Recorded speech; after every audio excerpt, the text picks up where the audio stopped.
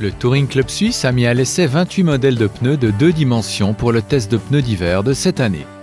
18 critères ont été testés et évalués sur des chaussées enneigées, verglacées, sèches et mouillées.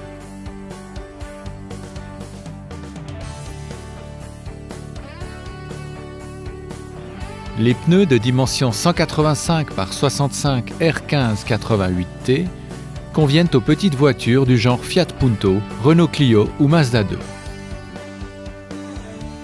2 des 15 modèles ont décroché la mention très recommandée. Le Goodyear Ultra Grip 9 convainc à tous les niveaux et en particulier par sa consommation de carburant, la plus faible du test, tandis que le Michelin Alpin A4 se distingue par ses valeurs d'usure et ses bonnes performances générales. 11 autres produits manifestent de légères faiblesses qui les font rétrograder vers l'appréciation recommandée.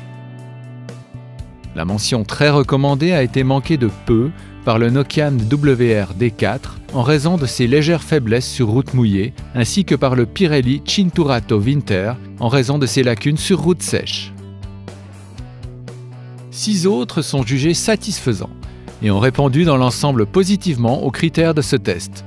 Il s'agit du Vredestein Snowtrack 5, de l'Essatecar Super Grip 9, du Hankook i-Sept RS2 W452, du Bridgestone Blizzak LM001, du Dunlop SP Winter Response 2 et du Nexen Windguard Snow G WH2.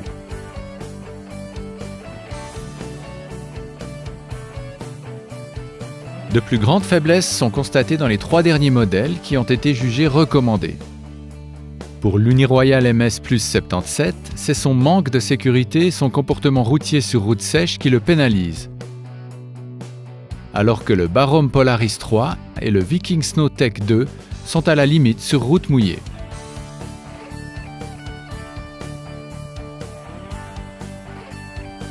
Enfin, 2 modèles de pneus d'hiver ont reçu la mention non recommandée en raison de leurs caractéristiques insuffisantes sur chaussée mouillée. Il s'agit du Firestone Winterhawk 3 ainsi que du Kleber Chrysalp HP2.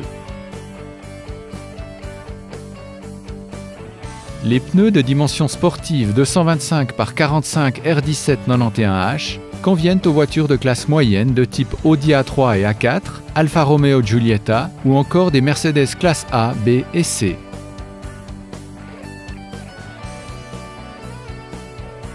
Seul le Dunlop Winter Sport 5 obtient la mention très recommandée. C'est le seul pneu qui ne démontre aucune faiblesse dans tous les critères de test. 10 autres pneus décrochent la mention recommandée en raison de légères lacunes.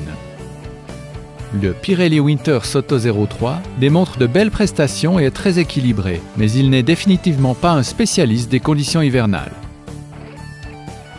Les 4 suivants, en revanche, se sont distingués sur la neige et la glace, mais ont quelques défauts dans les autres catégories.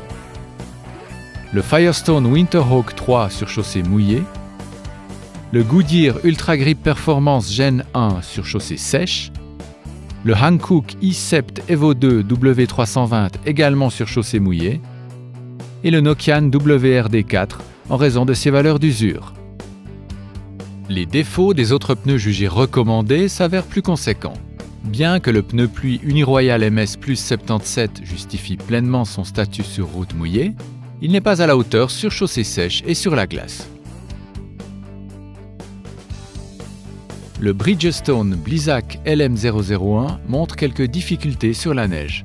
Le Viking Snowtech 2 sur chaussée sèche, sur la glace et sur route mouillée. Les faiblesses du Vredestein Windtrack Extreme S se situent sur la neige et dans ses valeurs d'usure, alors que le Yokohama W-Drive V905 démontre ses limites sur route mouillée, sur la glace et en matière d'usure.